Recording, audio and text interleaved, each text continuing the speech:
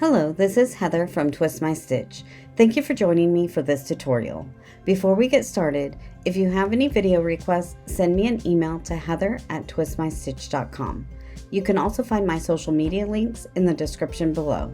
Please give this video a like, subscribe to my channel, and click on that bell to get notified of future videos.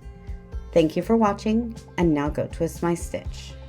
In this tutorial, I'm going to teach you how to finish off the edge of your Tunisian honeycomb stitch. So since the honeycomb stitch is worked in alternating the Tunisian purl stitch with the Tunisian simple stitch, then we're going to work the bind off edge in pattern as well. So starting with the Tunisian purl slip stitch, we're going to go in as if we're going to work that purl stitch, and instead of going in and picking up the next stitch, we're actually going to just work that as a slip stitch. The next one is a simple stitch, so we're going to just work it as if we're going to do a simple stitch and then slip, purl, slip, the simple,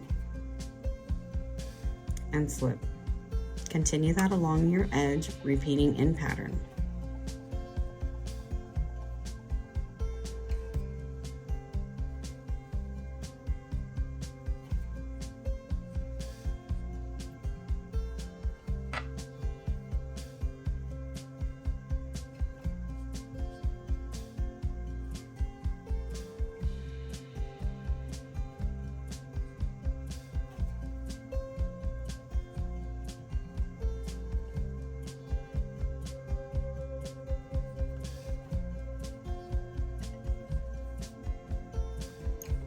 And that gives a nice finished sturdy edge to your Tunisian honeycomb stitch.